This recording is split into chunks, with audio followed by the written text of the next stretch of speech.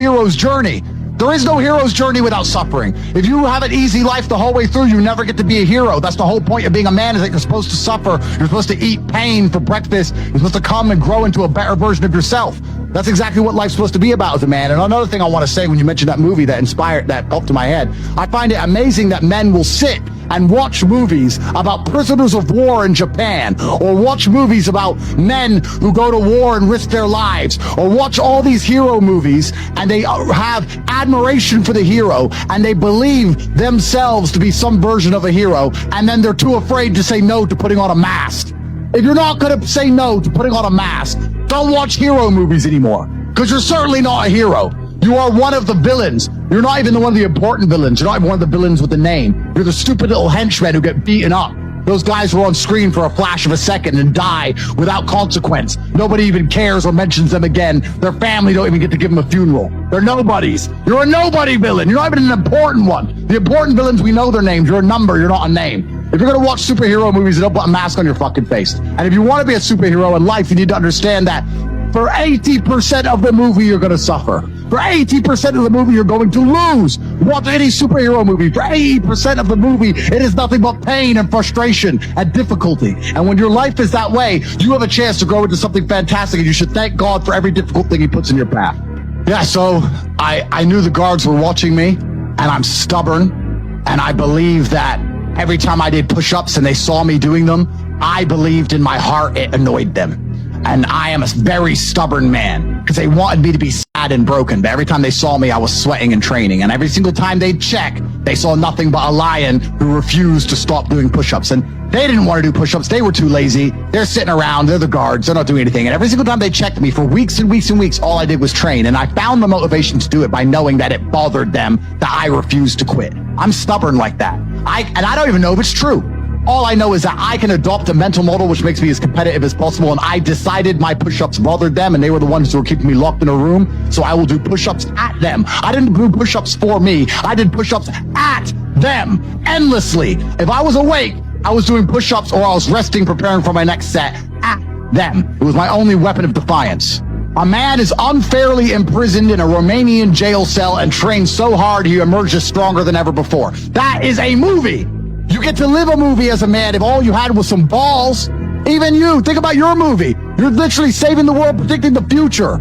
Our movies, I'm the most Googled man alive. We are living movie scripts. Why? Because we have bravery. Most men sit there and wonder why they're depressed, because you don't get to live a movie. You're not the main character of anything. You're not even a secondary character in anyone else's movie. You're an unimportant nobody because you were afraid your entire life. You've lived like a coward your whole life. You were afraid of what might happen if you have some balls. And then you wonder why you're depressed. I'd be depressed if I was you. Of course, your life sucks. I'd rather go to jail as me than live free as you. Because when you're free, you can't even do anything. You can't go where you want, you're broke. You can't have sex, girls don't want you. You can't speak because no one listens. So what are you free to do? You're more in jail than I ever was. When I was in jail, I was getting thousands of love letters from beautiful women around the world. Every single tweet I put out was watched by millions of people. I wasn't in jail. Dude, you're more in jail than I ever was. When I was in jail, I was getting thousands of love letters from beautiful women around the world. Every single tweet I put out was watched by millions of people. I wasn't in jail. 50 to 100 million people, exactly. Most of these people who have lived with cowardice in an attempt to preserve their freedom aren't even free. And that's what they don't understand. They're enslaved worse than I ever have been or ever will be. My mind is free. I'm allowed to think what I want to think and say what I want to say. They have thoughts and they go, don't know if I should say that. They second guess themselves. They're their own worst enemy. Every single part of me is on my team. I have enemies who want me dead. Fine. But every single part of me, my mind, my hands, my legs, every single part of me is on my team. My body doesn't second guess itself. My mind doesn't turn on itself. We don't break and self-sabotage. There's no civil wars inside of Andrew Tate. All of us against you. All of us. Well, absolutely it's backfiring, because that's the worst thing you do to a teenage boy, say, don't watch this man. And the thing that they don't understand, because these people are so disconnected from reality. All of these people are genuinely disconnected. They don't understand that my message makes people feel better. I teach men to be strong. I teach men how to make money. I teach men how to be confident, how to be motivated, how to be disciplined, how to be diligent, how to be hardworking. If a man adopts these qualities and applies them to his life will get better. This isn't a matter of just consuming content on the internet. This is a matter of people's lives genuinely changing their day-to-day reality. If that happens, if somebody's day-to-day reality changes because they're a fan of me and they listen to my content, who do you think you are to come along and tell them to stop and go back to misery? It's never going to work. It's never going to work. And the reason I'm so heavily demonized is not because the things I say, it's because I am so massively influential. And when I'm teaching these young men, these young boys to have any degree of standard for themselves, any degree of parameter for what they will accept inside of their minds, they see that as a threat to the slave programming. If a man stands up for himself and has self-respect, he doesn't want to wear a mask because he respects himself. He doesn't want to take antidepressants. He respects himself. He doesn't want to eat the bugs. He respects himself. They don't want men to have self-respect. We're not allowed to have self-respect. We have to sit there and be completely empty vessels waiting for the slave programming to be plugged in, so we'll comply. That's all they want is compliance. And that's why me, as a man who stands up and says, listen, you should become as strong as possible. You should believe in yourself. You should be motivated. And you should also try to make as much money as possible, because money is a very important weapon in the fight against slavery. I am seen as public enemy number one for genuinely improving people's lives. That's how evil these people are. I am motivated by the lack. I'm motivated by the dark and the yin and the yang. I'm not motivated by the light. When I buy a brand new $6 million car, I'm not motivated to work harder because I have a $6 million car. I'm motivated to work harder because I would hate not being able to buy a $6 million car. And I feel like perhaps my whole life I've been motivated the dark. Still? I think it is, but I think it's just an attachment to the dark. I think the masculine essence is. Even when I was a professional fighter, I wanted to win. But the primary reason I wanted to win is so that I could make him lose. It wasn't about me winning. It was about him losing. He spent 8 weeks calling out my name and telling the world he's going to beat me, and telling his wife, don't worry, wife, it's going to be okay. I'm going to win. I'm going to pay for the kids. Don't worry. I love you. I'm training so hard. And he's told the whole world he's going to beat me. So by forcing him to lose in front of his family, that gave me satisfaction more than winning itself. I've always been attached to the dark of the world. I feel like the dark of the world has always motivated me. So on the yin and the yang scale, I have a lot of light and I have so much beauty and I have a very blessed life. Yeah. But it is because I've been so deeply in the dark and understand the realities of how the world works. But that's just always been what motivated me. If I want to, once again, put it down to something asinine like buying a car, if I want to buy a Koenigsegg, I don't care about driving the car. I just want other people to not be able to have it. What's made me the most money is the War Room. The War Room is a private members organization that I run. So when I first got, this is interesting, when I got extremely wealthy, I wanted to know where, I kind of felt like I'd gone to outer space expecting to see aliens, and I got there and there were none. No idea. I was like, where is everybody? Okay, I'm rich, but I expected once I became rich to meet other men who were rich, focused, intelligent, had their dating lives in order, their physical health in order, their finances in order, their connections in order. And I got to the top of the mountain and I looked around and realized nobody had it. Like, yeah, this guy's rich, but he's cucked by his wife and he's fat. This guy's rich, but he's controlled by the Matrix. This guy's rich, but he's dummy. He just made a bunch of money making music, rap. He's an idiot. This guy's rich. Like, there was nobody who had it all. I was like, and I wanted a network of genuine predators. I wanted the Freemasons almost. I thought, I didn't want to join their organizations. But you wanted people like you. I wanted people like me. So I started an organization to find those men. If you spend all of your time sitting around people who talk about how to become powerful and influential and rich, guess what you're going to end up being? Powerful, influential, and rich. So now I have the greatest network on the face of the planet. And when I say it's maybe the most money, it's not because of the membership fee. The membership fee is very low. It's cheap. It's because of the opportunities and connections inside of the War Room. And that's why I am ultra competitive, and that's why nobody will ever beat me. If you're an individual and you wake up and think, I want to make my life better, and you spend 8 hours reading a book, that's fine. When I wake up to maybe 25 messages from some of the most influential and rich people on the planet that you've never heard of, telling me, buy this now, this is an opportunity to make money on the Russian ruble, this is an opportunity to make money here, this is an opportunity to make money on this land, this is what's going down in Iraq. Here we have an opportunity in Nairobi. And I'm sitting there going, okay, and I have got all this curated information and genuine opportunities in real time presented to me. And within 15 minutes, I've made a $5 million investment. Yeah. You're on page 1. You're still reading your book. The introduction. You're still reading. Yeah, you're still reading the introduction. And this is why, against people like me and my network and the other people inside the war room, you will always lose. Yeah. So the war room's maybe the most money, but not because of membership fees or anything like that, because of the genuine connections and opportunities inside the war room. And we're just free minds. Anybody who listens to what I say and agrees with it and likes it should understand that you are the sum of the 5 people you spend the most time with. 100%. And if you know that, then you need to make sure you're not spending time with anybody you don't want to be. And if you learn and absorb and you're in the right place, then you can do fantastically well. So the war room, I mean, with the war room network now, dude, I could never be broke ever again. I think the world would be a terrible place if everyone had a free mind. You do need the slave minds. I've heard you say that. As annoying as they are, you do need the slave minds. You do need the guy who believes that, working the gas station is important and he's good at it. You need him. It's good. You need these people. But what if that guy just doesn't know any better, though? It's good. Or he's what we're talking about. Good, fine. The world can't all be, mansions on the Palm and Dubai. They can't all be that. So successful is all about self-definition, which is what I was saying at the beginning. You have to decide who you want to be. And if you wanted to be Joe Schmo and you pull it off, then you'll be a pretty happy, content person. Decide who you want to be. I think the people who are miserable, it's the gap between their expectations and their reality. That's where the misery lies. Yeah. My expectations were always enormously high. Even when I was a nobody, I knew I had to be filthy rich and a kickboxer, and I knew I had to be the kind of guy that people gave a shit. Were you happy at that point? I know, but I knew I'm basic things. At the age of 15, I knew that if I'm the kind of guy that if I raise my voice, people are going to care. I'm not going to be the guy who starts shouting and everyone thinks it's funny. I know I'm going to be the kind of guy who is genuinely a formidable opponent in all realms of human endeavor. I know I'm going to have money. I know I'm not going to take a shit. Where did that come from, though? I just can't just. Yeah, I know. And I understand what you're saying, because my whole life I felt like there's always more. I know that there's more. But I think a lot of people have that. Of course. But the people who are miserable are the people who don't try hard enough to obtain it, because I actually believe, and this is another thing I'll say, I believe the universe is very giving.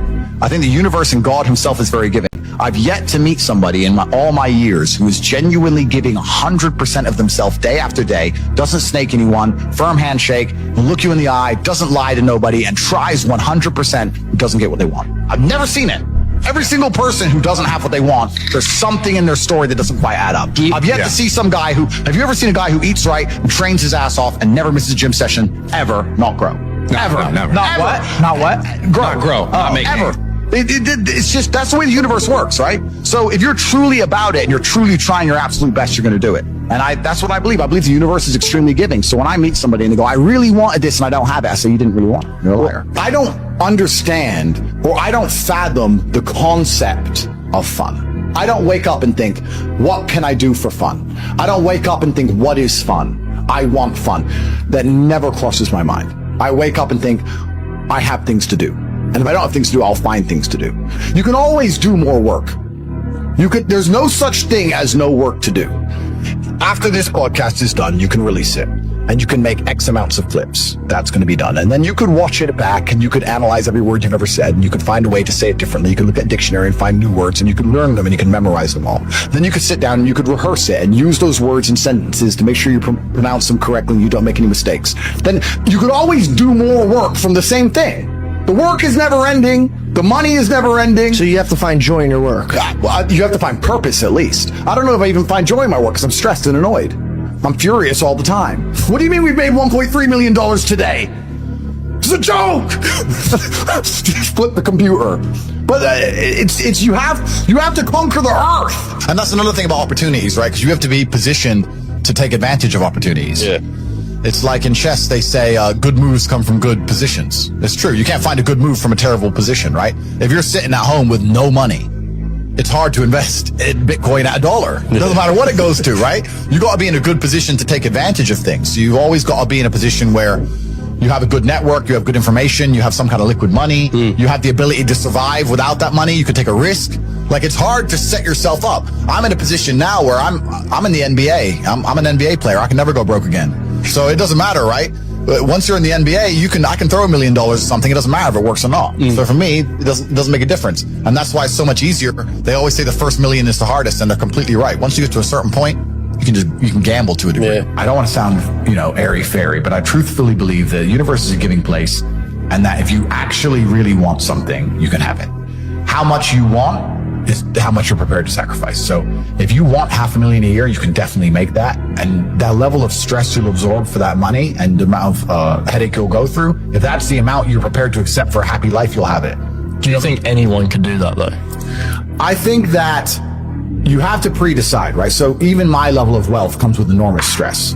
Governments are after me. Like most people are not mentally prepared for the bullshit I go through.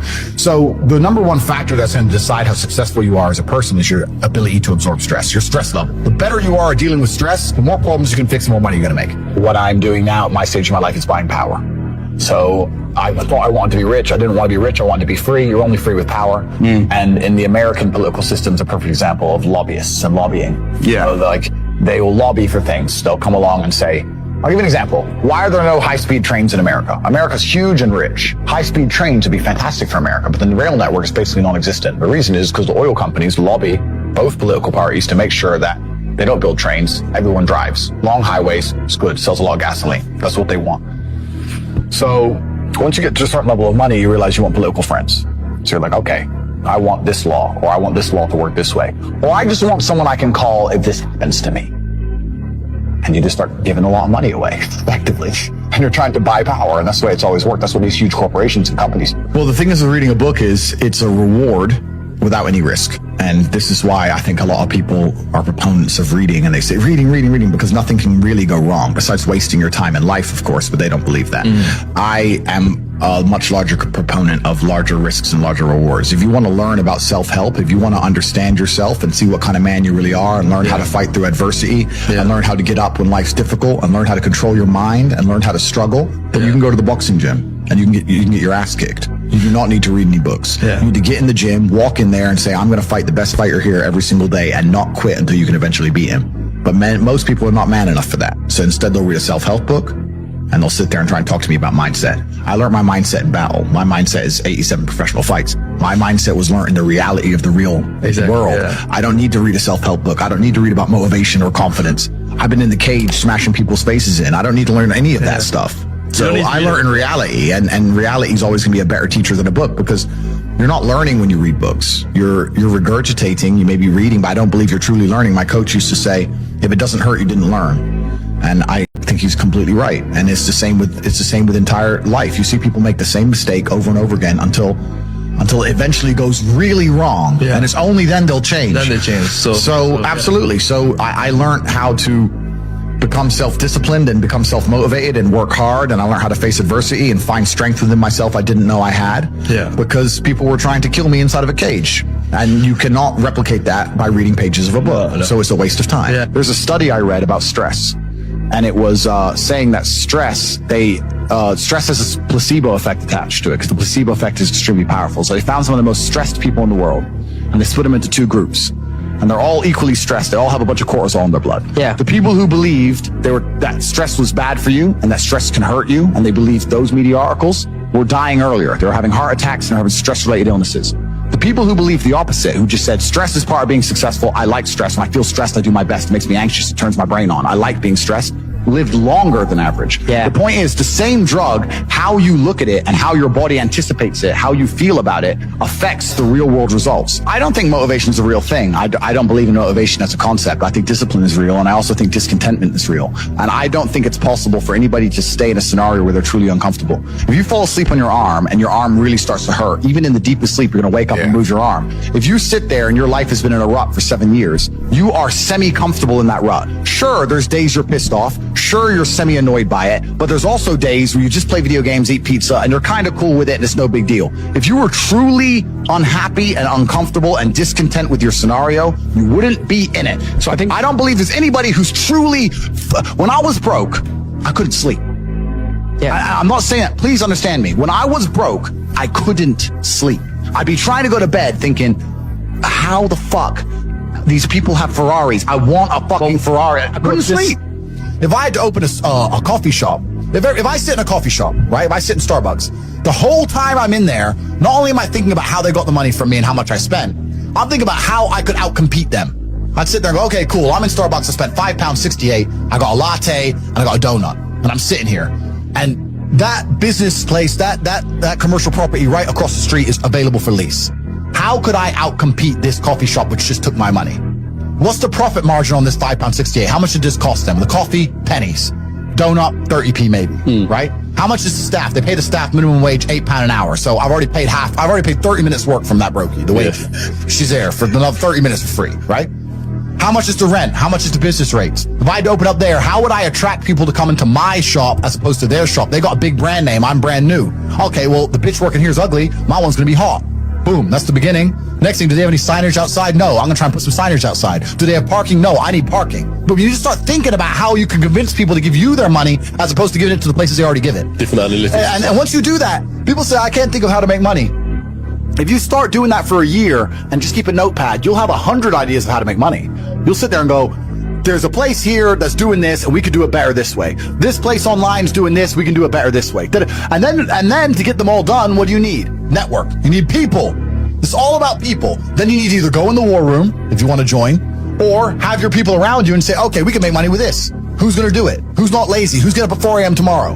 Boom, let's get it done. So there's unlimited ways to make money, but most people go through life and their money is taken from them and they don't even identify how they got tricked out of it. They just how did I spend 16 grand in Cirque last night? Oh, because my ass got drunk. How'd they get me drunk? Well, because the guy, when I first bought the first bottle of champagne, was there on the table, pouring, putting it in my hand, got me drunk, then I spent 16 grand on balls. That's how they got my money. So if I open a club, I need to make sure when people first come in, they get fucking hammered. Nobody thinks about it that way. Nobody thinks, how did they get that out of me?